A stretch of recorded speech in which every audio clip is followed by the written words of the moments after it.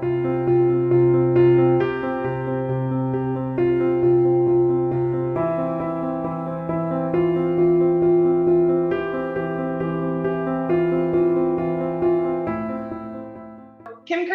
welcome, and thank you so much for joining us today. Thank you for having me.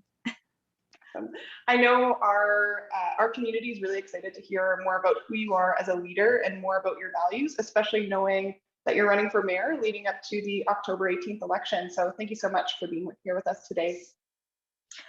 Well, thank you, Jill. And I believe in public service and giving back. I've always done that.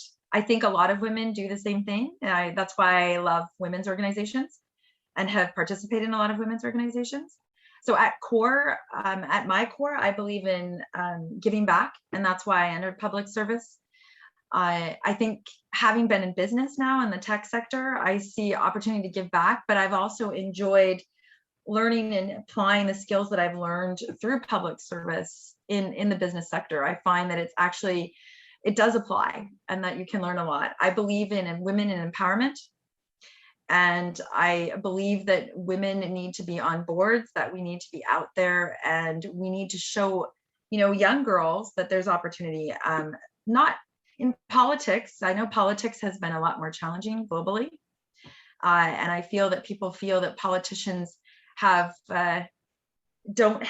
most people don't want to be a politician today. And I feel that if we're going to have a representative democracy, which is the core value I do believe in terms of being able to have a democracy like we do in Canada, that we need politicians to step back up who have experience and stand up for representative democracy and educate, especially young people, about why it's so important, how that can be taken away. Team is such an important part of your campaign, and their well-being is such an important part of that too. So can you tell us a little bit about your leadership style and how you ensure that you're modeling good habits for your team and reinforcing those with your team? Well, a leadership starts obviously at the top, and I have always believed in the servant model. So you treat the janitor better than the CEO, and I live by that. I believe that you should treat people with dignity and respect, and that we're all human beings, and that part of leadership is listening to people, understanding their point of view. And what's interesting about my campaign team is we do have a female campaign manager. We have a lot of women on my campaign team.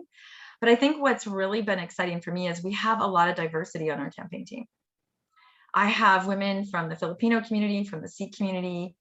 I have people from all the different cultures in Edmonton, from women who are, Muslim wearing hijabs and what that experience is like right now in our city and in Canada, to women who are connected to the African community and have also experienced some of the challenges in terms of racism.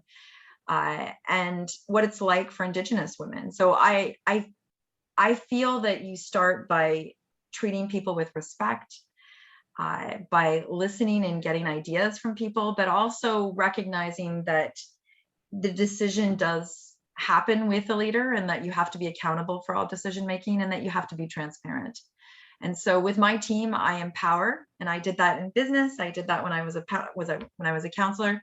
I'm a collaborator, which I would say women are pretty good at collaborating usually. That's what I've noticed. We're pretty natural at that. So I like to collaborate, and I like to empower women of all ages. I think sometimes we overlook our senior population. We're always focused. And I mean, I did create Edmonton's Next Gen, so I get the focus of youth, but I also see that certainly in the tech side, I've been trying to engage more older men and women to get involved, because I think they feel left out at times. So those are some of the leadership styles that I bring to the table, but empowerment and accountability. Touched a little bit on diversity. Do you have a specific guideline that you follow? I know diversity, equity, and inclusion is a really popular topic to be talking about right now in businesses, and people want to understand how they can incorporate that into more an operational practice, and just ensuring that it's something that they can really follow through on. So what are some of the things that you do? Well, in terms of our company, being a tech startup, and we're now fully capitalized, so now we're going to be starting to grow. We do happen to have diversity on our, And certainly when you're a startup in the tech sector, you are usually being encouraged to look at diversity, because if you're getting any government grant, such as Alberta Innovates or IRAP, that's one of the things they're looking at.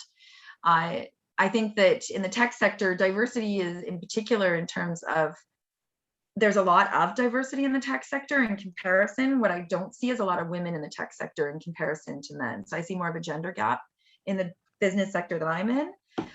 In terms of in everyday life and what we can do, I think that one of the things that we need to think about is the fact that in the corporate side, having women and having diversity on your corporate board actually gives you better decision-making capability when you're a CEO of a company. By having different people from different backgrounds, bringing them together, change is technology. So you're changing constantly. And so in order to keep that happening and thinking about, what is the next thing we need to do, because you are innovating on a regular basis, you want a diverse group with different cultural backgrounds and different experiences. And I think the same applies in all businesses, but also applies in government. I find that you're much better off if you empower. In fact, Edmonton's Next Gen was created so that we had the top young bureaucrats from the City of Edmonton departments with top young entrepreneurs, with the top not-for-profit leaders in our city. The idea was to bring them together because collectively they all have very different perspectives. And we got some really interesting outcomes from that organization that I think really benefited the city. When it comes to some of the tough decision-making we're going to have to look at, depending on what our fiscal situation is, I think it's really important as a leader who does promote diversity that you show that. So I have actually attended some of the rallies and talked to the leaders at these rallies, not for political purposes, to hear what they have to say, to see and try to understand what is it that the city can do better, where people feel safe. I've certainly heard a lot about safety in communities, and I mean, that is on my platform, but you'll see more and more of those concerns being brought out by people on a daily basis. From this morning, I heard lots of people talking about it. So I think a leader needs to show by saying this isn't acceptable behavior, and I think that needs to be talked about a lot more. But I also think there's some practical things we can do to help both women and people from a diversity and inclusion perspective, network and get onto boards. And that is, right now on a lot of corporate boards, you have to have certain designation. And that becomes a barrier to being able to get on corporate boards. And that's affecting all kinds of people. And not everyone can, afford to spend $45,000 to necessarily get the type of designation for a corporate board. So I think one of the things we can do is look at working with the private sector and finding a program that we can put online that's not so expensive. They can at least get people applying to city boards to be on the same level playing field. And that is a way to start getting some of the barriers that do exist to change and start encouraging people who do have diversity and women to get onto boards.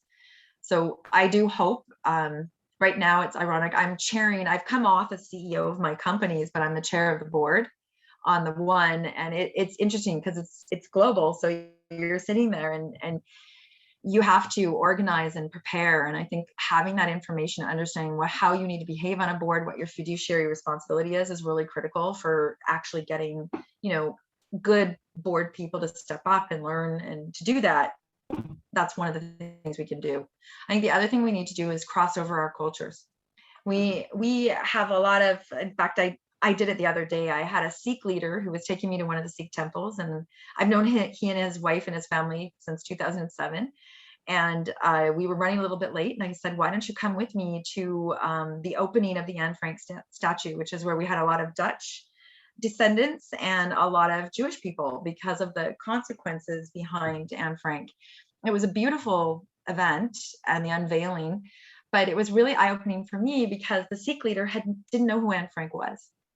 It was an aha moment for me. We're not crossing over a lot. We're not talking to these other cultures, and we can learn a lot. I think all white, brown, black, and I think that's something we need to do. But from a business perspective, we better be doing that because we're looking at global markets today. We will be continuing to look globally, and we need to have that interaction of understanding each other and where we come from, and not assume that our worldview is the same for everybody. And so I'm constantly amazed at how much I learn and how much my worldview expands as I interact with people from other backgrounds. Can learn so much just from talking to people in our own city. It's so diverse here already. It You is. mentioned earlier that there's this gender gap in the tech sector, and I think in some other sectors as well. What do you think it's going to take to bridge that gap?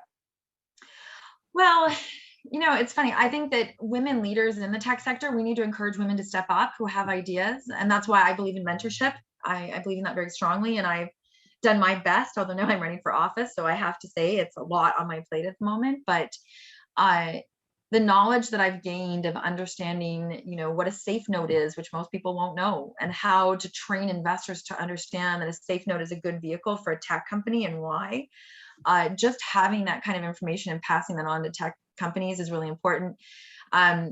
And the tech sector is really challenging, as you know, Jill, because there's so much more to it than a typical business. And I don't think many people realize that, because if you're looking for funding and how you do your funding rounds, the fact that there are predatory challenges out there too, that you need to understand how to protect your intellectual property, and that it's not always that simple. So those are the things that I think as a female CEO, certainly I talk to people about and I try to mentor. I was recently at Startup TNT the other day, and I'm going to become an investor and try to help where I can, because I think it's so important. And put your money where your mouth is. Invest in tech companies that you think make sense and help those entrepreneurs, and encourage people to fail. We have this, I think women in particular, we're afraid of failure. And I think that we don't tend to like as much risk sometimes as men do. At least I certainly am personally that way. And, bootstrapping our last tech company, it was nerve-wracking for me. It was very nerve-wracking. It paid off, which I'm really glad, but it's not the easy way to go. At the same time, I see a lot of entrepreneurs, when you're younger, it's not a bad time to try out ideas. And if you fail, pick yourself back up. And if we have a tech ecosystem of founders and mentors that can help each other, and this same, by the way, what I'm talking about applies in general to anything. But I think that that's the approach we need, is more collaboration, less and in the tech sectors, it's not as competitive. Many of us are in very different spaces. So we need to help each other. And I think that is where women do provide a lot of value, because we are collaborators, and we do think we'll put people together because we're naturally good at networking. And I think that that's a skill set that we need for sure in the tech sector. That's great. And I think, in some cases, women are more risk averse than men. So how do we overcome those things? I think this will be the last question related to the campaign. So it's a two-part question. What do you think is the most important financial challenge that we have as a city? And then on the other side of that, the most important social challenge, and how do those two things connect? Well, the most important fiscal challenge we have is we're not going to have enough money. And we have a spending as well as a tax problem in Edmonton. So we do have a real fiscal challenge, and we're not going to actually understand our full picture of where we're at until after the election, when we start. What happens is immediately City Council deals with the budget. I think the area that we really have to focus in on is supports for our most vulnerable. A measure of a city is how you treat your vulnerable population. We're not the only major city in Canada, and quite frankly globally, that has been affected and impacted by COVID, and how that's affecting those that are most vulnerable. And I have a number of different ideas, starting with a collaborative funding approach, working with the agencies. And I was on council when we started the 10-year plan to end homelessness, and I've had some time to think about it. And I think we have had an approach where we're treating the homeless population as if it's one homogeneous group. So I think we need to recognize that we have people with mental illness who need more supports than, those that are the hard to house, that are ready for transition. They need jobs. And I think that we need to bring, the private sector can play more of a role in helping. But I think we need more of a social enterprise approach, where you put a bit of a business lens around the customer. In this case, is the person who doesn't have a home. How do we help them? And what I'm seeing from an outcome perspective isn't there. For example, we have a lot of a real need in the hard to house for multi-generational housing, because you'll have a single mom and you'll have 5 kids, and we don't have a lot of that product in Edmonton. When we look at opportunities, I mean, I was really impressed that a group called C5, which is Tara and Boyle, and they've all come together.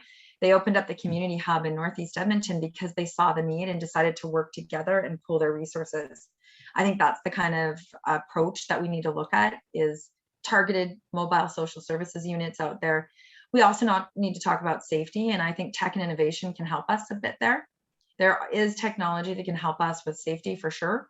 And we're going to need to take rapid action because, I'll be blunt, if we do not have a vibrant and connected downtown, then the reputation of our entire city, but also our region, is affected by it. And I think some of the candidates running for mayor seem to be disconnected on that understanding.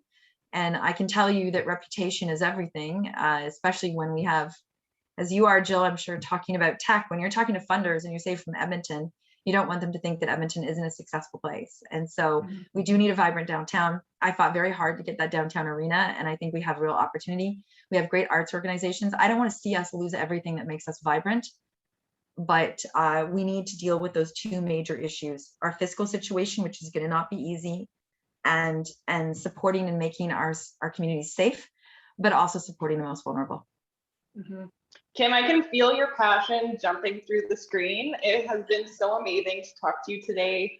I know our community with BPW Edmonton is, so excited to hear directly from you and hear more about your leadership style and what your values are. So thank you so much for your time today. And we're looking forward to hearing more about your campaign leading up to the October 18th election. So thank you very much. Well, and I want to say, I hope women get involved in politics. I've heard from women more than anybody, I don't ever want to run. I'm happy that in Edmonton, we've got a lot of people running, but we need women to get involved. We need volunteers. Our vote counts, our vote matters. So does our dollar. And I encourage you to look at all the platforms and get involved. It's our future. And that's the reason why I'm doing this. I'm not stepping up because I know the job is hard.